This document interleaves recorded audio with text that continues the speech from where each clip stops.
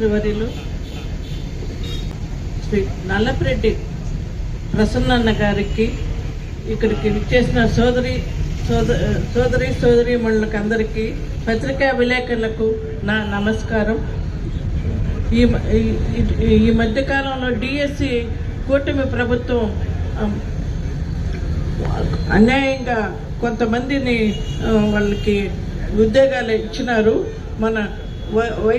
మన నాయకుడు మాజీ ముఖ్యమంత్రి వర్యులు వైఎస్ జగన్మోహన్ రెడ్డి గారు, ఆయన మన నాయకుడు రిలే నిరాహార దీక్షలు మన జిల్లా వ్యాప్తంగా 2 రోజులు రిలే నిరాహార దీక్షలు మనం పెట్టినారు.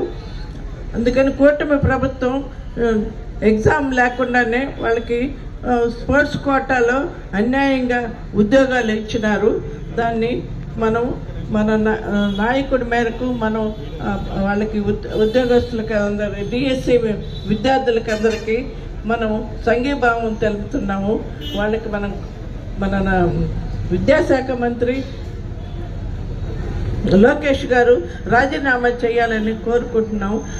మన వైఎస్ఆర్ కాంగ్రెస్ పార్టీ తరఫున మనము విద్యార్థులకి డిఎస్సి పరీక్షలు రాయకుండా వాళ్ళకందరికీ మనము సంఘీభావం తెలుపుతున్నాము. నమస్కారం.